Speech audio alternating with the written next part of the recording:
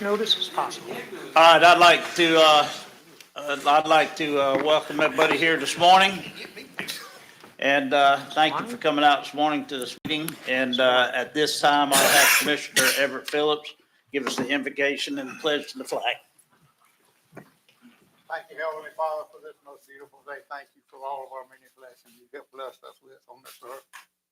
Father, be with us in this meeting, and we make the best judgments we can here today, Lord. Be with all our first responders in our country and any other country, and all of our military in and out of our country, for taking care of our country where we can have a free, open meeting that we do in our country, Lord. Be with all of us today. Guide us and direct us. In Jesus' name we pray. Amen. Amen. I pledge allegiance to the flag of the United States of America and to the republic for which it stands, one nation, under God, indivisible, with liberty and justice for all. Okay, at this time, I am going to open the meeting for the emergency meeting that we posted a couple of days ago relevant to an economic development situation that hopefully is going to work to the benefit of Columbia County, it sounds like. So at this time, David, whoever, you, Jennifer, whoever, like somebody to give a presentation on what the board's actually asking for here. So Yes, so Mr. Chair, I think it was last week, we had a company come out, multinational corporation come out and look at a site that they're very much interested in. And they spent a day here, and then they spent a day in Washington, D.C., talking with our top officials in the D.C. area on how to make this happen. It is a critical material for the United States of America. It would be produced here, it would create, Jennifer can give you the jobs numbers and the capital numbers of what it would bring. So while they were meeting here, they had private conversations with the Secretary of the Department of Commerce and the people of the Department of Commerce. We have since been approached that they need a funding application yesterday so that they could begin a rail project which would help facilitate bringing this company to Columbia County. Jennifer, if you'd like to explain the number of jobs and the CapEx investment. Morning, Commissioners. As David mentioned, the company is it's a steel manufacturer. They take scrap and turn it into various products. Phase one would be about a $200 million capital investment and about 200 jobs. Average annual wage is in the range of about $45 an hour with benefits. So this is a company that's been in business for over 20 years in a couple of other continents and very, very successful at what they do. This was the second visit. Commissioner Ford attended the first one with us, and that was the introductory visit, if you will. Less than a month later, they came back for the second visit. So it's moving along quickly, but the Secretary of Commerce asked if there was any infrastructure needs that they could help out with via a grant application. So this is the option that makes most sense for this company. It is very heavy rail centric. So they use a lot of rail. This is going to answer a lot of questions as far as our commitment with Pinsley and for the jobs that we've committed to for the 2 Florida Jobs Growth Grants that are out there now. So Mr. Chairman, our partners at the state of Florida and the Department of Commerce basically said it was an emergency for us to get this application done yesterday. I would like to add that the Rural Infrastructure Fund is advertised at $22 million. That's for all of the rural communities in the state, but that's a little misconceiving. It's only $17 million. 5 of that is dedicated to the Hurricane Michael impacted states in the West Coast. So there is only $17 million for 32 rural counties. And as you all know, infrastructure projects are not cheap. So every company or every community that comes forward has an ask that's pretty significant when it comes to infrastructure. And on our side, we were merely the facilitator of this project. We have a rail provider at the industrial park, as you know, Pinsley Rail. So we're not the ones that are going to be doing the construction. We're not the ones that are doing that. We're going to be managing the grant. And to that, after the fact, Pinsley also will maintain, continuously operate, so on and so forth. So they, again, are leasing the dirt underneath the rail from us. They own and operate the line, but we have no obligations as far as long-term maintenance or ownership of that. And Jennifer, for the record, Pensley is our rail provider, correct? Correct. Correct, okay. And I'd like to add something to it, just to give a shout out. I got the call from our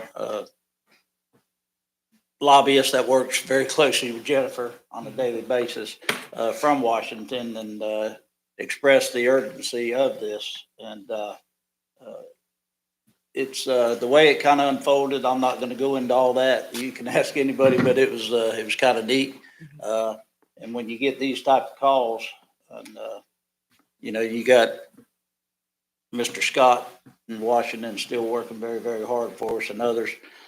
You got to react. So I was kind of excited and look forward to seeing what comes of it.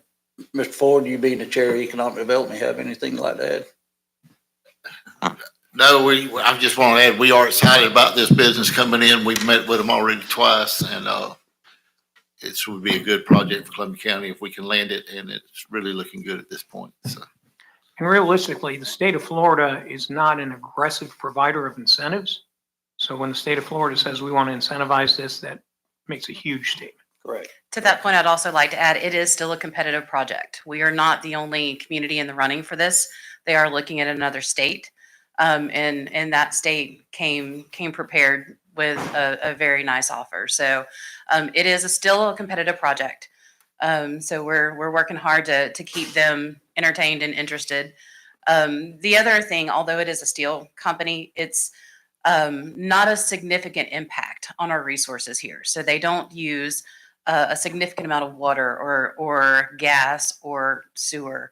Their biggest need is power, and they're actually working with FPL on some cogeneration there. So it's a very good fit for this community. All right. Okay. Thank you, Jennifer. Thank you. Mr. Chair, procedurally, remember, need to call for a vote, commissioners, to agree that this was in fact an emergency and it was a properly called meeting. And then after that, you can consider the ask. Okay. At this time, I'll call for a vote. Okay, you make a motion first? Yes, a motion, I'm sorry. I'll make a motion that we'll give guidance to our staff to apply for this grant. And like I say, it was an emergency at this time to do this. We had very little time to get this in. So. We'll call that an omnibus motion because he did say he viewed this as an emergency. So that is the motion. Okay, so got a motion and a second. All in favor, say aye. Aye. All opposed. Okay.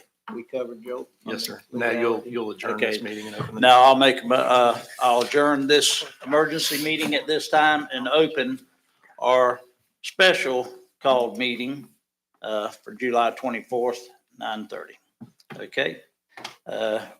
I'll ask for a motion to approve the agenda as presented. So moved. Second. Got a motion and a second. All in favor, say aye. Aye. All opposed.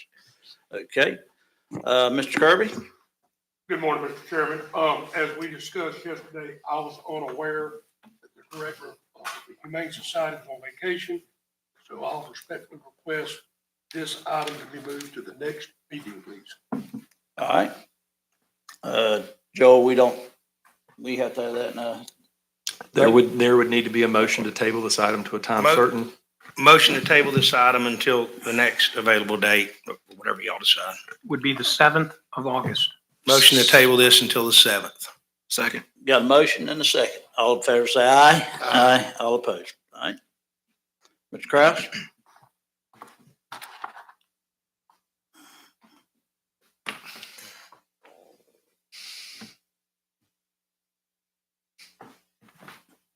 He did say August 7th.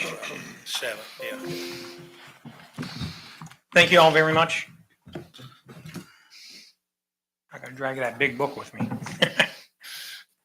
So the first thing on the agenda is Resolution 2025 R30. That's the extension of the 2025 assessment rolls till after the Value Adjustment Board. We do this pretty much every year at the request of the tax collector. He wants to get the tax bills out November 1st. That's his deadline. The VAB process lasts longer than November 1st. So he will basically put out the bills, they'll go through the VAB process, and then they'll recertify anything that needs to be recertified after the VAB process. And again, this is something we do every year based on his request. All right, any questions by the board? Okay, I'll seek a motion. I'll make a motion. We approve resolution 2025 R-30 extending to 2025 assessment rules. Got a motion? Second. Got a second? All in favor, say aye. Aye. All opposed? Thank you very much. The next one is the proposed millage rate for the county as a whole for 25-26. Basically what you're doing today, you're not actually setting the millage rate. I want to make this real clear. What you're doing is you're setting the maximum that the millage rate could be. You won't actually set the millage rate till the first public hearing in September. But what you're saying is just like with the fire assessment and solid waste assessment, this is the highest we'll allow it to go if we go any higher. Having said that, this board, the county boards for the past 30 to 40 years have never raised the millage rate. 4 years ago in 2021, in fact, you lowered the millage rate from 8.015 to 7.815. So that worked out to be approximately $900,000 a year, every year in revenue that you no longer collect. Additionally, back then when we were doing it, you had all that CARES money and the ARPA money.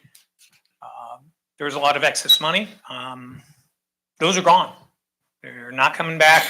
So we now have to live within our means. We can't rely on outside monies from Washington to come in and fund projects that they were funding when we did have that money. So at the end of the day, what it means is right now the growth in our revenues is less than the growth in our operational costs. Our departments came in May, and they did a very good job of trying to hold the line as much as possible with very few increases, but utilities are more expensive. Insurance is more expensive. What we have is we had a 5.9% growth in the major revenues that we receive, the things that really fund this county's operation. But we know we have operational costs that are extensive. The sheriff has submitted a request that is, let me back up. That means $2.7 million is all the additional funds that the ad valorem tax will generate at the current millage rate. Out of a total of $4 million of all state-funded major revenue sources.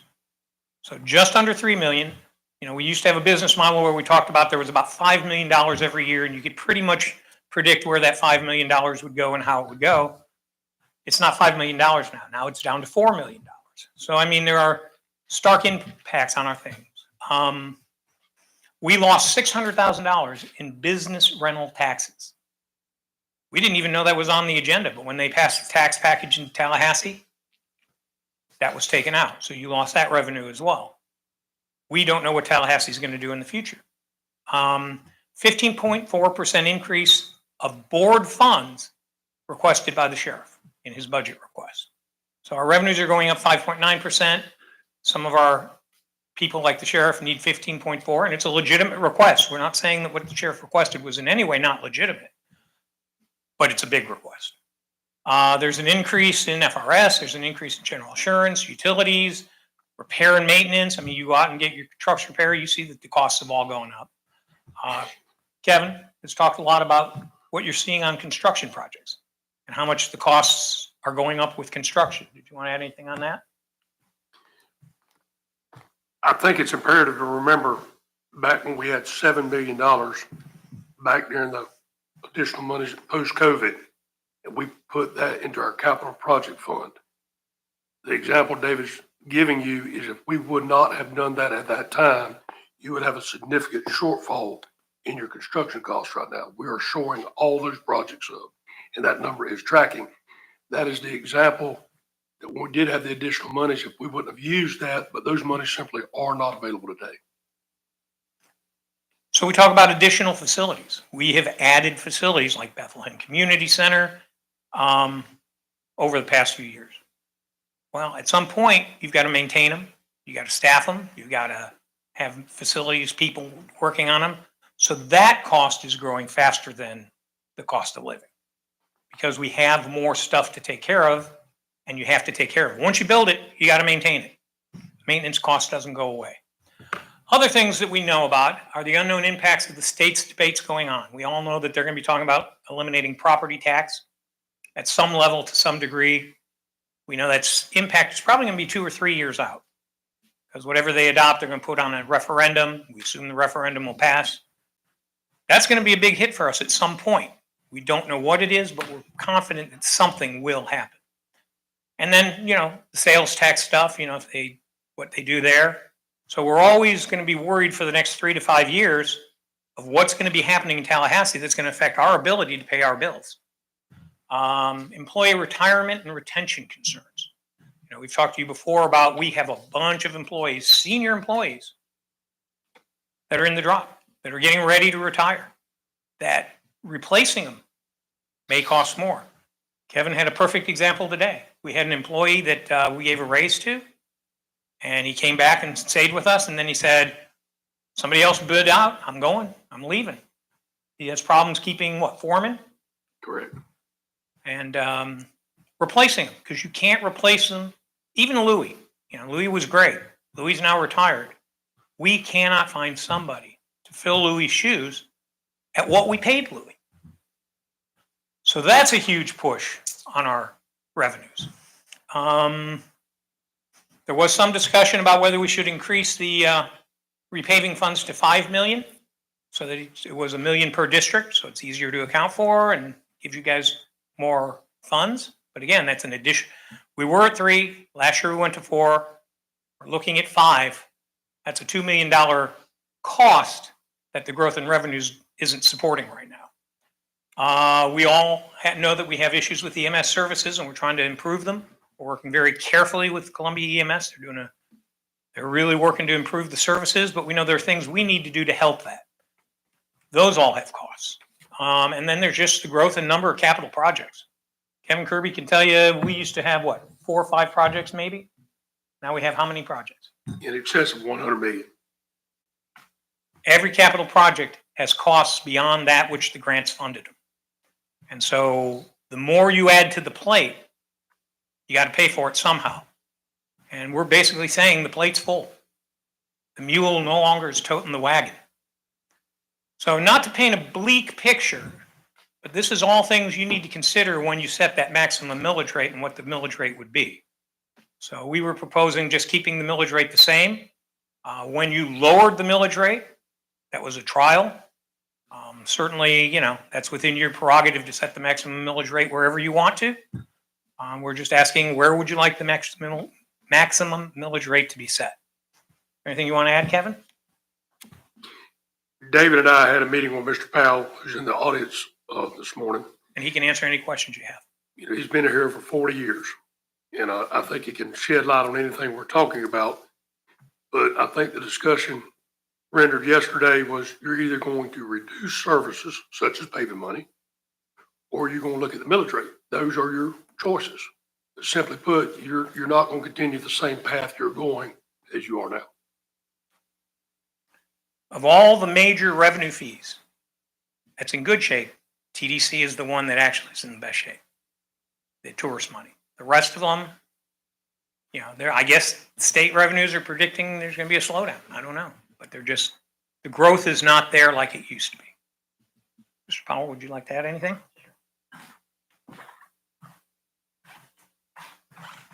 Okay, so I've had the honorable task for a number of years of estimating your revenues.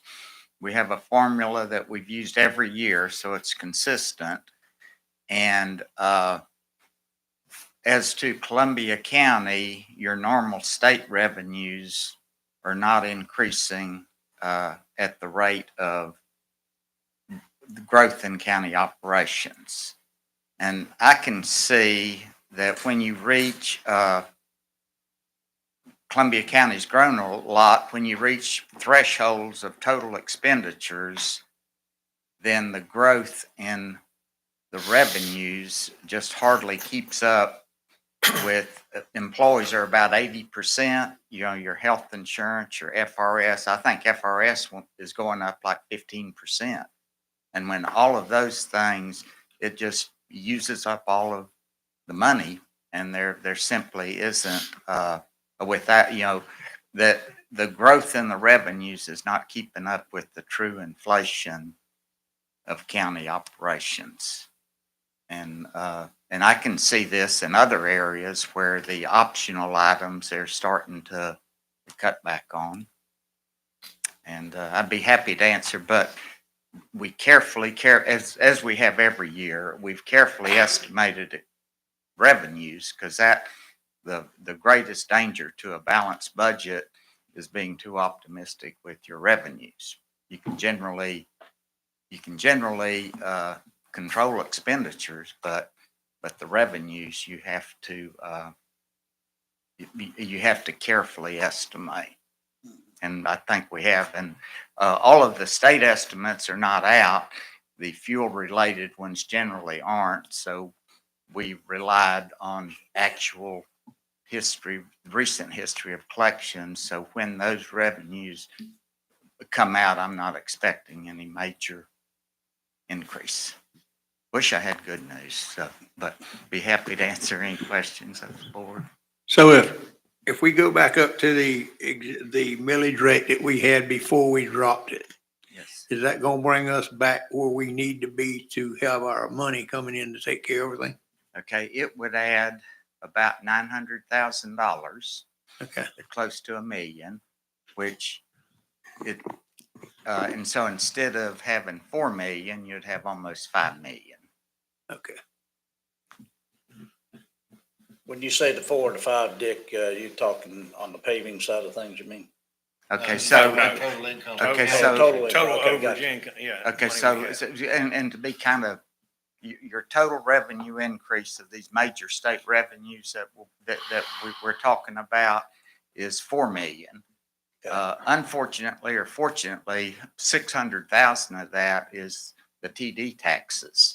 So you can't use the TD taxes to Right. fund the sheriff. That's just another. Yeah. And so That's it's the- actually, you know, what you have to work with is 3.4 million. And then just your normal things that you have to pay and that you can't not do just uses up so much of that. Well, the first line of statement here makes sense. I mean, you know, because David made the statement, TDC's financially in the best shape, and they are at this point in time. But as we all know, when the debate took place on the property tax, Right. that was one of the first revenues that they were talking about dipping into to do away with the property tax. So, you know, we all know the percentages that the property tax, you know, serves our constitutional officers and other operational dollars that it takes to run this county. My opinion is, you know, I would have no problem. We can always adopt at this rate. We can't during negotiations and workshops and what have you, we can't increase it to there. Today's the day that you set the millage, and you know, we can set the millage at 8 if we desire to do so, and we can always keep it right there where it's at. It's just for something. I mean, how many more? What do we got? A month and a half for the rest of the budget? Well, okay, so you have 2 public hearings that you can affirm or reduce the millage. I think one's early September and one's mid to late September. Right. So, but you know, it's I'd like to hear the board's input, see what everybody's thinking. And Dick and I have talked about alternative funds. None of them are something that you can enact between now and September. There may be some long-term solutions we can look at, which we can have a workshop on. They won't address this year's budget. So in other words, if we leave the millage rate where it's at now, we would essentially run out of funds or have to cut services to our constituents in order to make these funds up. Is that what you're saying, or? If you set the millage rate at what it currently is, and that's what ultimately ends up getting adopted. Right. We will have to either not give, well, one, you would not be able to give the sheriff 15%. You wouldn't. You just don't have the ability. And there would be some services we might have to curtail. Absolutely. And curtail or realign, you know, curtail always comes up, you're fixing to cut a fund or something to that fact. But I mean, there's lots of tricks to the trade. I mean, you could say, we're just going to freeze hiring for a year. How much money would that generate? Exactly. then you're understaffing your thing. Right. You run into a situation, somebody leaves, it's a mission critical position, such as Louis. And then you can't fill that mission critical position. Well, then you're going to end up contracting it out, and it could end up actually costing Costs more. more money. Costs more money to do it that way. That's right. Yeah. That's right. Well, I've been here 8.5 years and I've seen this, you know, I believe I was the one that made the motion to freeze hiring at the time that we did. I think, Kevin, me and you had this discussion the other day. It's, you know, there's nothing wrong with tightening our belts, you know, but there's always going to be one that's going to be there. Well, you know, the tightening is going to affect them, and you know, that's where it gets political. But And I think that's what we're here for. Kevin will agree with me. One of the big things is we have to quit adding more projects until we get the projects we have completed. Well, I think It's the adding projects, if it's growing projects from just a handful to whatever 100-something projects Kevin talked about, that requires a lot of resources. Chairman. Yes, sir. Rob. So David, what is yours and Kevin's recommendation right now? Raise millage rate or cut projects? Or what are you recommending to us? I mean, we're talking about a lot of stuff, but at the end of the day, y'all should make, your staff, you should make some kind of recommendation to the board of what you would like to see done. So for today, since all you're setting is a proposed maximum, I would recommend, and I assume Kevin would agree, to return to our normal millage rate of 8.015 or whatever it is. Doesn't mean that that's ultimately what you're going to adopt. And we're a long way from being from there to here, but you have to adopt the maximum millage rate today. You don't have to, you can do it one more week, but there's a deadline that's required by trim law. My recommendation would be to return to our normal millage rate of 8.01. Kevin? Mr. Chair, members of the board, to put it in perspective, the sheriff's request is roughly $3.5 million, a legitimate request. What Mr. Powell is telling you is you have $3.4 million of available monies. So you compare the two. Exclude the sheriff's request. We know retirement's going up. We know insurance and other light bills are going up, et cetera, things that are out of our control. If you only got 3.4 million in new monies and one entity's requesting 3.5, that puts everything in perspective. And what David's trying to explain, there's 100 ways to skin that cat. But once again, you cannot continue going down. The 7 million we talked about, the short up capital projects, those funds are gone. Okay? You have no more extra pots of money to shore projects up. So to answer Commissioner Ford's request, I think staff, I'm gonna speak for me.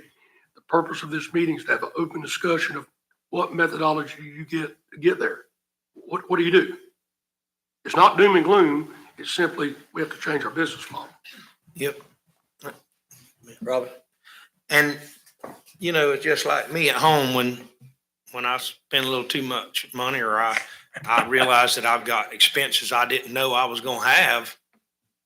I start looking at cutting things, you know, out of my life. I mean, not people, but, you know, I look at what I can cut, and I think there's some room for some money. I think there's some room for some things to be cut, you know, so I know that we, you know, the $900,000 that we lost, you know, by doing what we did back when we lowered the taxes, I don't even know if a lot of people even knew we did that, you know, truth be known. But it's, to me, the first step is capital projects, in my opinion, end. There's no new ones. Just my opinion. No more. And I know that sounds stark and it sounds like, you know, I don't know what the word is, but not nice, but capital projects have to stop, really and truly. And we take care of the ones we got. And I think there's paving funds we might have to dip in, you know what I mean? There's a lot of things that might have to happen. And I don't know what else we can save on, but I do think that the county employees compared to other counties, we do pretty good here. The county does.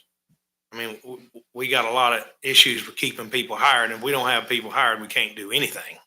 So I don't think we're going to put this on the employees, and I don't want to put it on the sheriff's office either, because I understand that the sheriff's office is, I mean, you got a governor that's giving raises to everybody but the sheriff's department. Yep. You know, and when you got somebody, it's almost like another business saying, all right, that has endless money that comes in and says, all right, we're going to pay state law enforcement 25. I don't know how many. I think we've had what, 15% raises for law enforcement in the last 6 or 7 years or 5 years? At least. At least 30 to 40% more. We can't keep up with a governor. We don't have the money to keep up with a governor.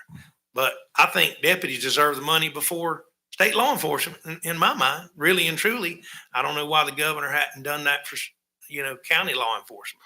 So trying to keep up with him and his raises is tough, Well, he's increased the starting salary to over 60,000. I mean, it's like keeping up with a guy that, it's got you on a business and another guy has a business, but he's got unlimited funds. He can put you, he can hurt you and steal all your employees. It's just a fact of life. Businesses do it to it all the time, but we didn't expect the government to do it to us, So. Mr. Ford.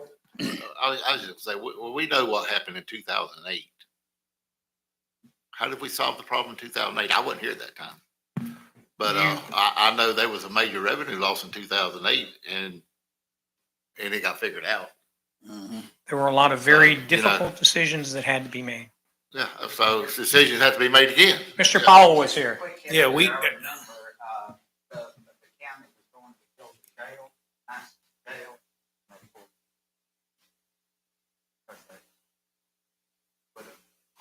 Bankrupt. But I'm just saying, they had to do more than that to make up the difference. But the revenue that was dedicated to pay for that went back to operation, then they made other things. I remember jail was a big thing. And saving $1 million back. $1 million big deal to do now. Especially when it's taxpayer dollars, $1 million dollars. So, But that was the biggest thing the county did back. I recall. And also it was those years where the county, instead of giving praise, does that say? It's obligation. Who was that? Well, these are the hidden costs operating, government that, a lot of people don't consider. But, when you really sit down and I took a little bit of extra time to look at the health side of things this year. And, then when you really sit down and look at FRS, that's a big deal.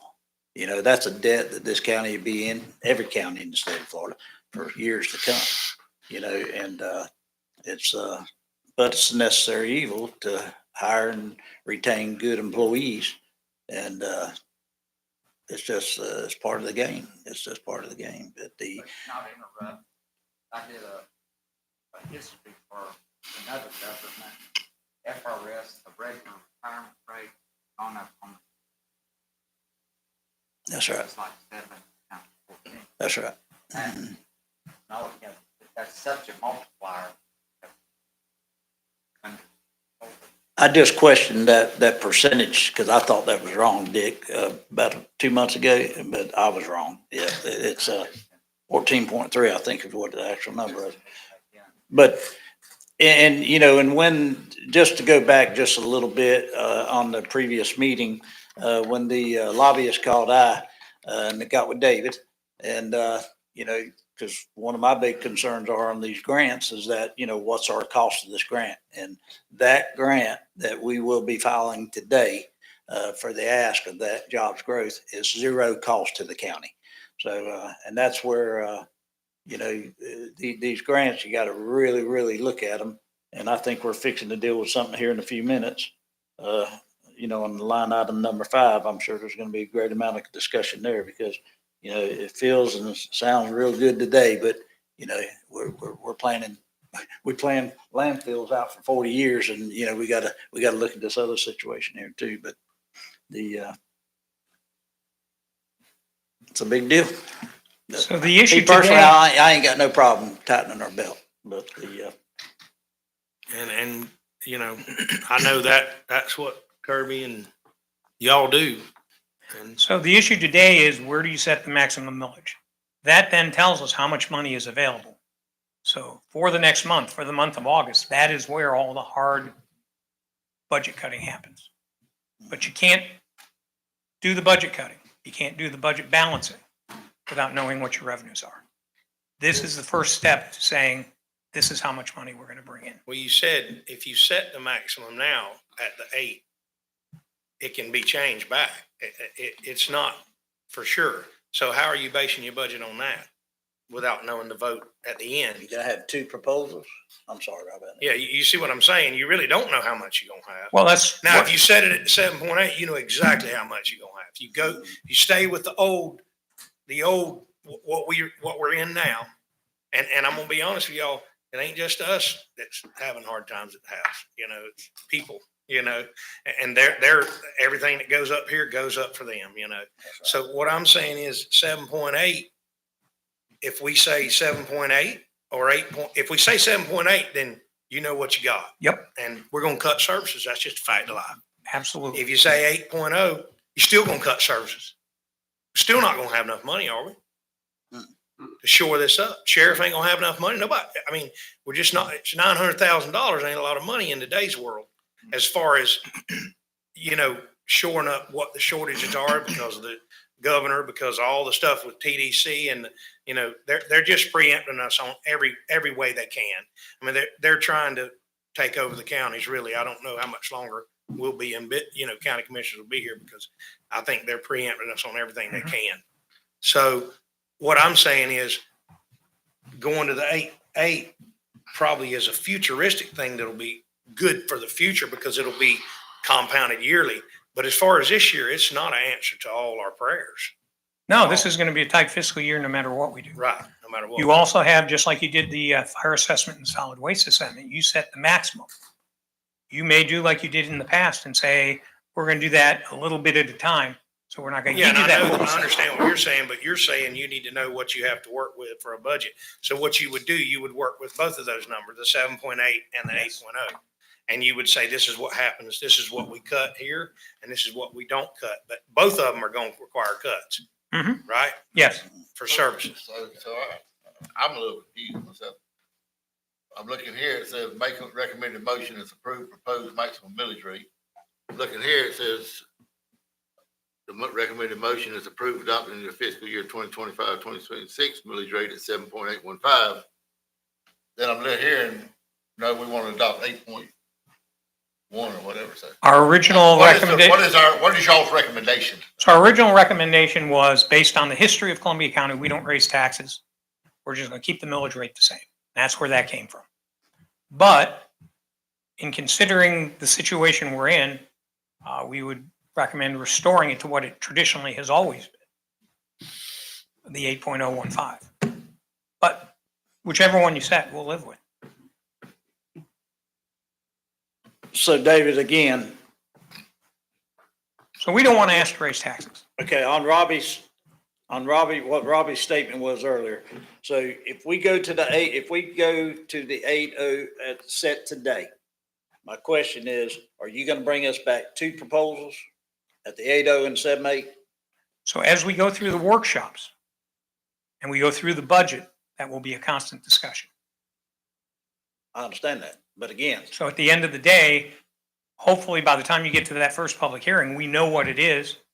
And it's not a choice. You've already made that decision through the workshops because you've made the decisions on what we're keeping and what But we're not what keeping. you're telling us, whatever we said it at today, that's what it's going to be. No, because you can lower it at the first public hearing. In other words, if we say we set, but that's just more work for you too. So So it's like the fire assessment. You know, you set the maximum the fire assessment could be. We don't really believe you're going to adopt the maximum fire assessment. We don't. We think you'll adopt something less. And that's what we have to work on this next month as to what is that number.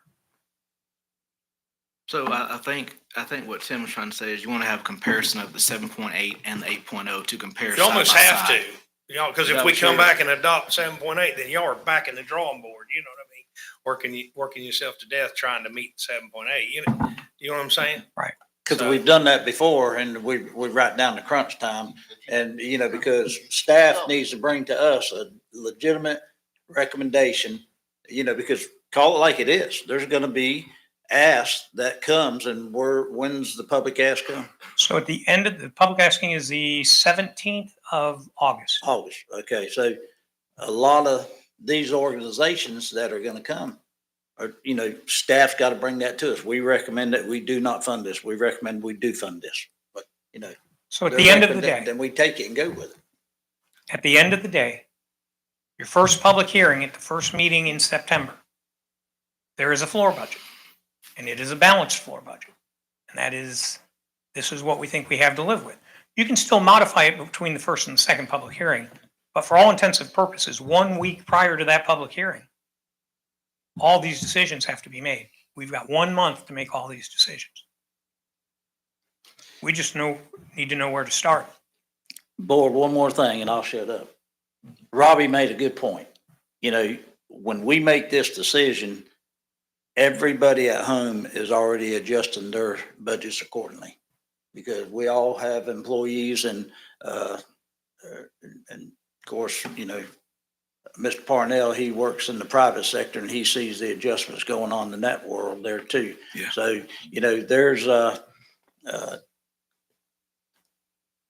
when the president started talking about these tariffs and what have you, you know, it's an impact. People had to adjust, and apparently it's paying off. From what I see today, the stock market closed pretty good yesterday.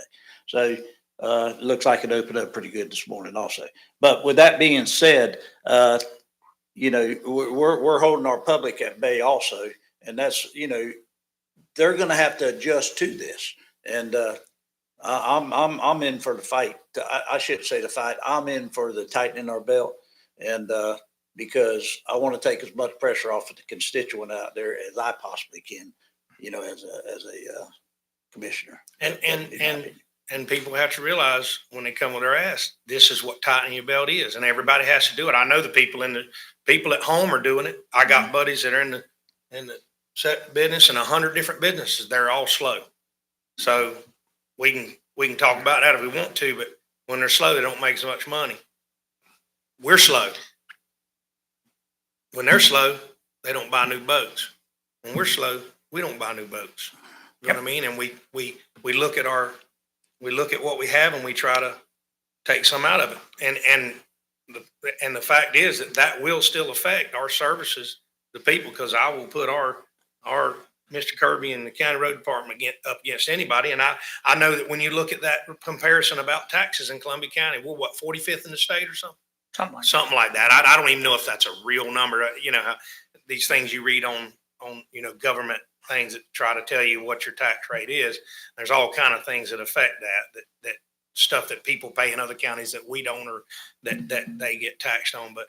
But I mean, we've kept our taxes very low here, and the counties around us aren't as low as us right now. Some of the smaller, real small counties. Chairman, Yes, sir. Rob.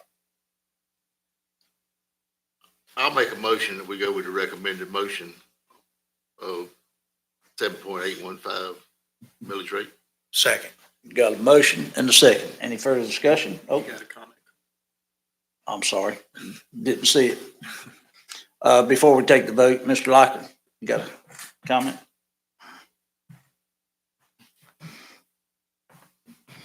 Thank you, Mr. Chairman. Just a couple of things. I don't know what the traditional tax rate was. The county lowered the taxes. So that's the new taxes. Had nothing to do with traditional. Columbia County didn't raise taxes for a long time. Collected money and never spent it. Library enhancement funds, the county collected so much money back in the days of Dick Powell and Dale Williams that the state said if you don't start spending the money, you're not going to get any more. So the budget process in this county has always been a little hinky. But my question is this. we've heard about the millage, but we don't know what the real numbers are. I don't know right now. Maybe you could tell us how much a mill will be worth this coming up year? And if you raise the millage rate or leave it the same, what that would cost the taxpayers? I mean, this is a pie in the sky number that nobody here really knows what you're talking about, including me, because I have no idea what the millage rate converts to in real numbers, how much Mr. Parnell taxes he would pay on his home if we raise it a half a mil. I'm not opposed to raising taxes or lowering taxes. I'm not opposed to paying taxes, and I don't think anybody is. We got to pay you guys. We got to pay the people that work here. We got to pay the sheriff and the deputies. But I think you folks need to give this county some real numbers regarding this traditional millage rate and the rate now of what it is that you're proposing and what that means to the taxpayers. And that's my comment and question. Thank you very much, Mr. Chairman. Thank you. Mr. Chairman, that information was in the backup information, but for the general public's sake, the millage rate, if you set it at the current rate, will generate in ad valorem taxes, $36,599,153. If you go to the 8.01 or 8.0, whatever it was, add $900,000 to it. Thank you, And you Dave. can see that on the DDR 420 that was in your packet. Thank you for that. I was fixing to bring that up, David. It was in the back. Board, any other discussion? Okay, I got a motion and a second. All in favor say aye. Aye. All opposed. Thank you very much. That helps us a lot as we move forward. So the next item is very, very similar. You adopted ordinance 2024-04, which created a municipal service taxing unit that covers the industrial park, North Florida Mega Industrial Park. It is a separate taxing unit. It is developed to generate funds to pay for those improvements, public facilities improvements and maintenance improvements necessary for the benefit of the people in the park that are paying the tax. This is the first year you can levy it. My recommendation is that you set a millage rate the same as the county's millage rate, which would be the 7.8150. All right. Discussion? I'll make a motion, we approve proposed millage rate of 7.815. Got a motion? Second. Got a second? All in favor say aye. Aye. All opposed. And just for the sake of clarity, our millage rates will stay the same as they were last year. We're not increasing any millage rates. We're just going with what we had. We're not For the sake of the we are public and not- the media. We are not increasing taxes. We're not increasing taxes. So the last item I have is the Coordinated Opioid Response Network, or CORE monies. You know, this board said that you want us to bring back when these things come up to you, so this is why we're bringing it back to you. While this is not a grant, this is a settlement from a class action lawsuit. You still have the right to spend it or not spend it. This means that they're giving us this money. The courts are. Having said that, beginning in 25-26, you're going to receive, you have two current fundings from the opioid settlement. Now they want to give you a third one. This third one is called the Coordinated Opioid Response Network. So it's going to be about 15 years. First year, they're going to give you $775,000. Second year, they're going to give you $387,500. Third year on out, they're going to give you $193,750. What are these funds going to be used for? And I think Mr. Crawford's here. So he's going to expand the opioid paramedicine program, which includes adding another paramedicine person, a secretary to do all the paperwork, because it has a ton of paper. But those first years where the numbers are higher, it's going to include purchase of a van, medical equipment, monitors, all those things you need to run the program. Different part of this one is you've got to coordinate with the hospital, and you've got to coordinate with Meridian. And we have, once you make this decision, we'll be back to you in a couple months with the actual contracts. And Jeff can explain what he's planning to do with the money. Well, let me explain a little bit. I know Most people know what the community paramedicine program is. There may be some out here that don't or know a whole lot about it. Community paramedicine program is totally been funded through the opioid abatement money to this point. It is a big push of what the state is doing in emergency medicine and all throughout the whole state of Florida. A big push of it is. What we have is we have a community paramedic, person who works Monday through Friday, 8 to 5, has a vehicle that she travels in that is a ALS licensed vehicle, can provide advanced life support, monitors, IVs, the medication and all that's needed. She can do what an ambulance can, except take you to the hospital. Now, this program is set to help EMS out. That is and help out the hospitals, the ERs. That is the main focus of the program throughout the state. By her responding, I got my numbers here. She responded to 445 calls last year. That means that was 445 calls she went along with, either beforehand or with EMS, to help out with the patients. And of these calls, she put 142 people in her program. Now, what her program does is if it's an older person that needs help setting up their house, getting any kind of program set up, getting stuff they need to help them so that they won't continuously call 911 and go to the hospital. That is what her program does. If it's a person who is on opioids or has a drug addiction, she can help train the family. She can help train the people. She can help provide Narcan. She can help get them in programs.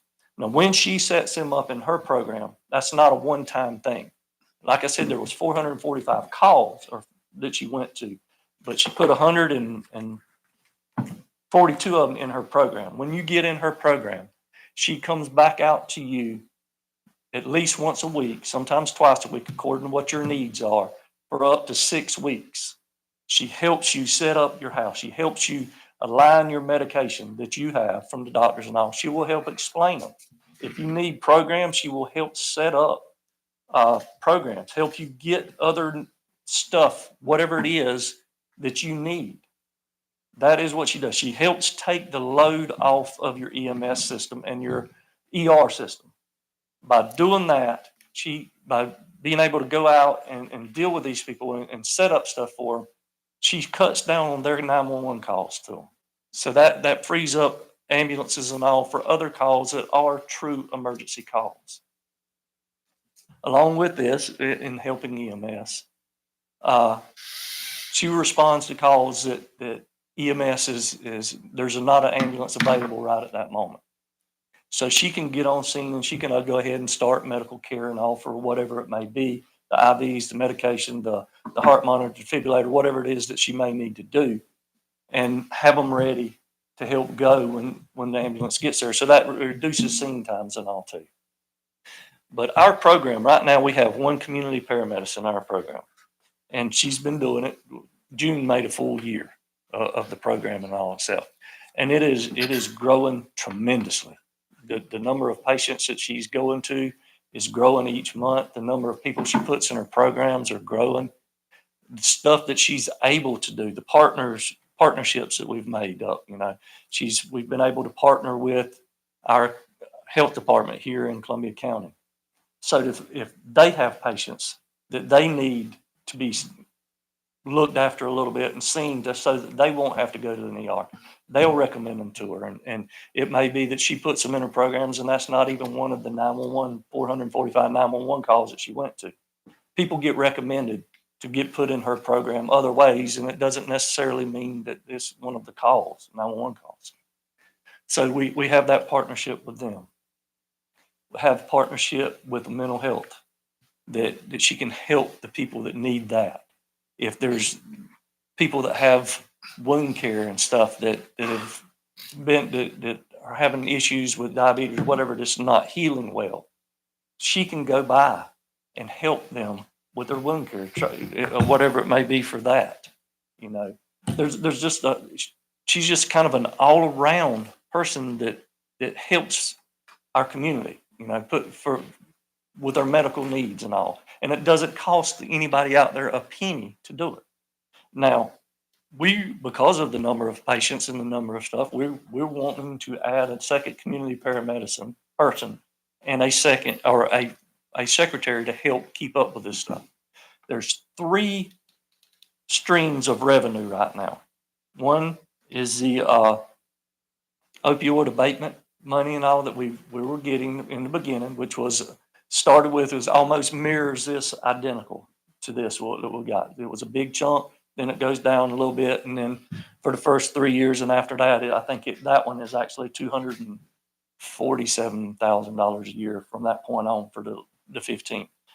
This one, $775,000 the first year, $387,500 the second year, and then $193,750 for 15 years. In total, of the 3 revenue streams that we have, we will in the total of it is being stretched out to 18 years altogether. We will collect over $9 million to put towards this. This is not a grant. People, I know I keep hearing, a grant. It's not a grant. It is the result of a lawsuit against the opioid companies. This money is there for us. We didn't have to ask for it. We don't have to, nothing. It was because of the lawsuit and because of the population in your county, that is the way the funds were set out and done. So I would, like I said, I'm wanting to ask for a second community paramedic and a secretary. Now, the biggest, I guess your biggest expenses of this whole program is your personnel, because once you buy the equipment all in the beginning, the equipment's the upkeep and the materials that's needed is very, very low from that point on.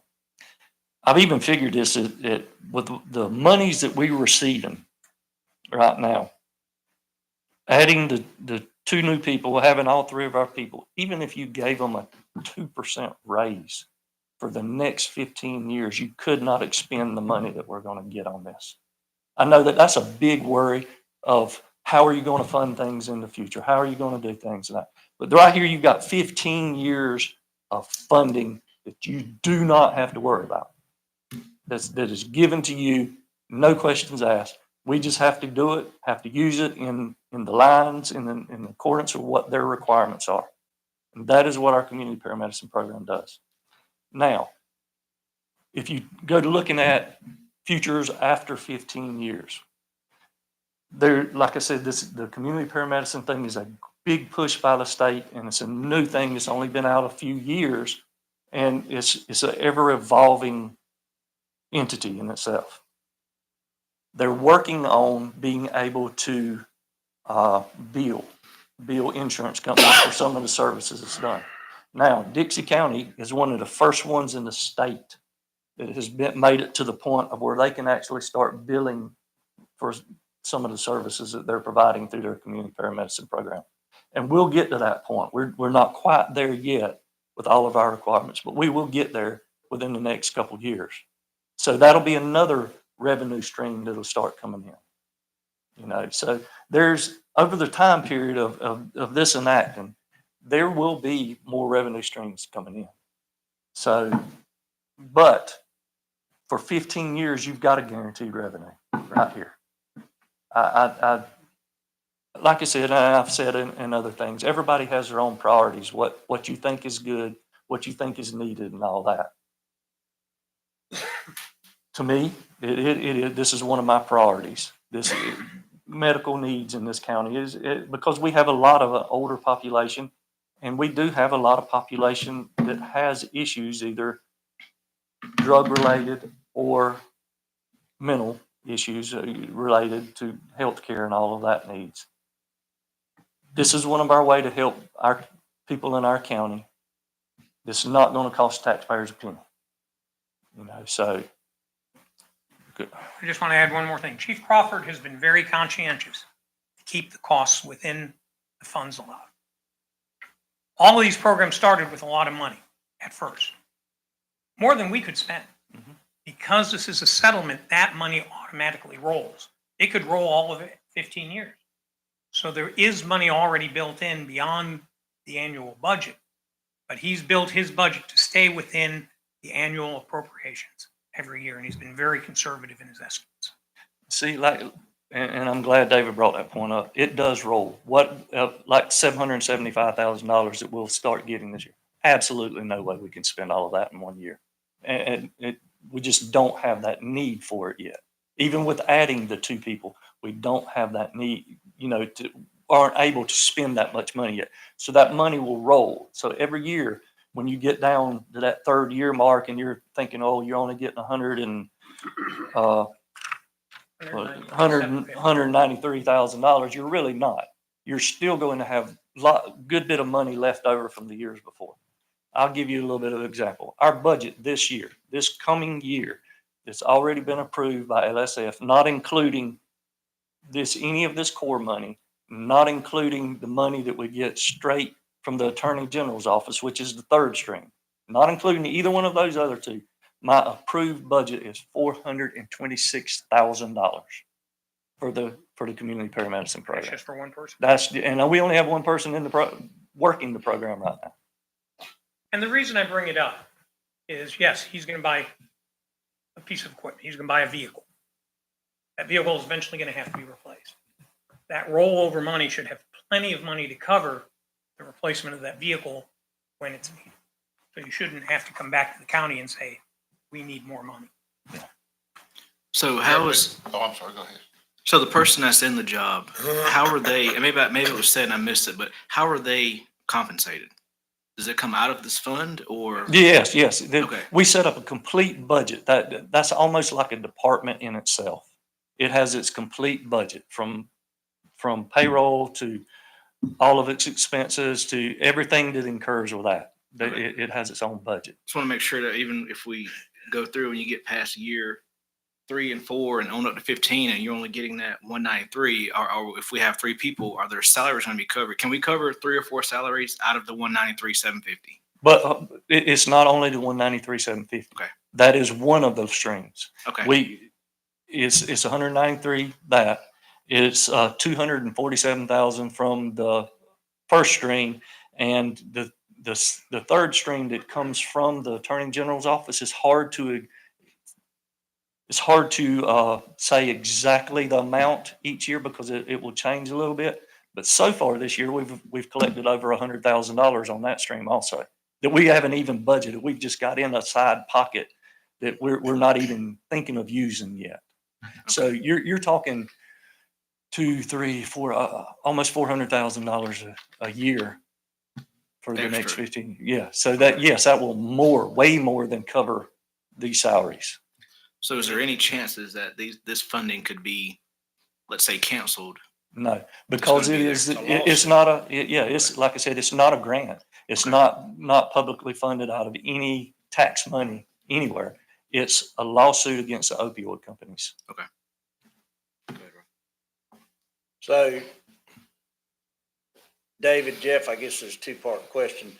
This core project, this opioid project, all 3 allocations, if you want to call it, combined, this will be in our new proposal for the clerk's office to maintain and coordinate. This is going to fall under that? Who's coordinating this money? Right now, we do. At the fire department, we do. But would this not fall under the clerk, David?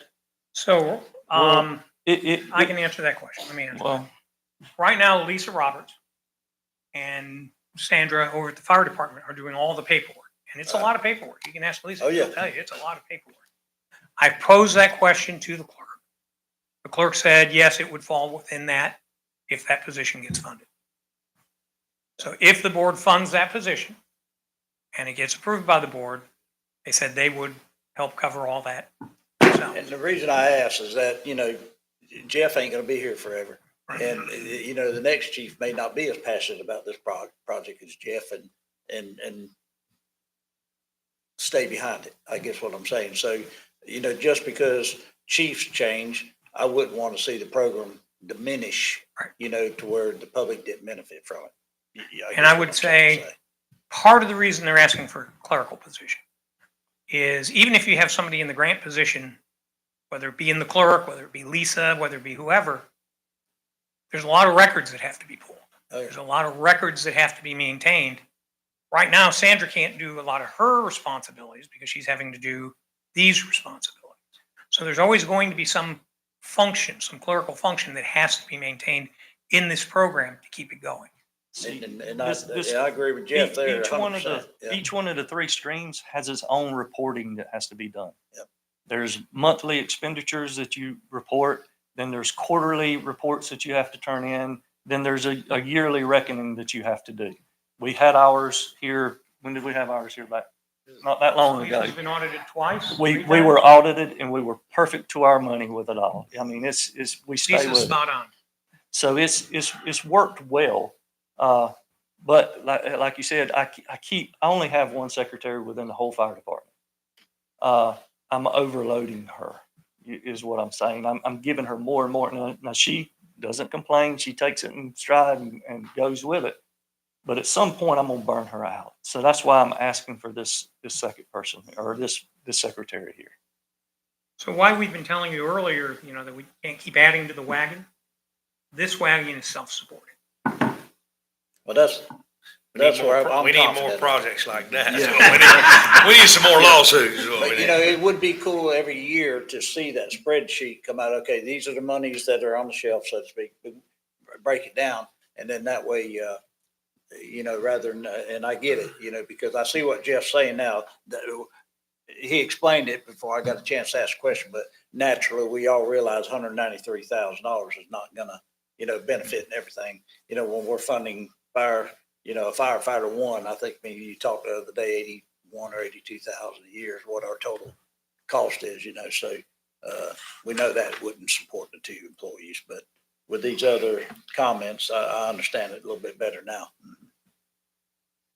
If there's any more questions or even if you come up with questions later on, you know, I don't mind sitting down with any one of y'all and explaining the program and all and letting you go line by line through stuff so that you understand it. And because it's a new program, you know, and if you're not in it, you don't understand it. And it's something that we're learning more and more every day as we go along with it. States, you know, putting out more stuff and asking more requests and stuff.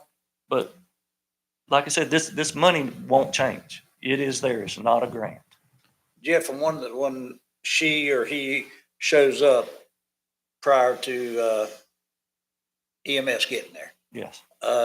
it's a one person. So I guess what I'm saying is that now would this next person be a Monday to Friday person also? We are toying with the idea on that, whether we put Monday through Friday or whether we would do it to where it staggers and they would have different days off so that they would be somebody 7 days a week. And that's what we're looking towards. So that So that- overlap, so they that have two over- to support each other. Yes. Yes. That's pretty neat. Okay. Discussion. I'll make a motion, we, move forward. Yeah, second. With I mean, it's no brainer. Second. Contract negotiation. Got a motion and a second. Any other comment? All in favor, say aye. Aye. All opposed. Thank you, Jeff. Thank y'all. Thank you very much. It did kind of remind me as we were having this conversation, we talk about our expenses and stuff. But clearly we've seen regulations constantly are changing, like the stuff currently going on with the state, making our lives more expensive. You've seen it at the landfill, you've seen it in septic systems. The state's still going to continue to add regulations and it's still going to end up costing us money. And you know, well, I think you're going to say kind of, and if this was state funded, we might be having a different conversation because you don't ever know when they're going to cut that off. You're right. So this is a lawsuit funded, but if there's any way they can dig in and get it, they will. I can tell you. But I'm just saying, just anticipate our costs will always go up because there'll be a new regulation somewhere that we have to comply with, whether it's in building and zoning, whether it's in landfill, whether it's in solid waste, whether it's environmental. They're always coming up with more regulations. And every time they do, it always costs us more money. Mr. Ford? I'm just gonna say, it's obvious, we can do our best to prepare for the future. But every year it changes, every year we have to adjust, and that's just what we're gonna have to continue to do is, Life. it's, you just, same thing like Robbie said, same thing you have to do in your home life, same thing you have to do in government. You just have to adjust with what, unfortunately, Tallahassee sets a lot of our, agenda for us, what we have to do, what we have to do. Yep. Yeah, and our revenues, so. Okay, so, all right, at this time, public comments. Anybody have anything in the public to say? Seeing none? Okay, staff comments? No, sir. Commissioners, have anything else? I'm good. I'm good. Everett, glad to see you ain't limping no more, so it's good. All right, word adjourned. Amen on the Lincoln.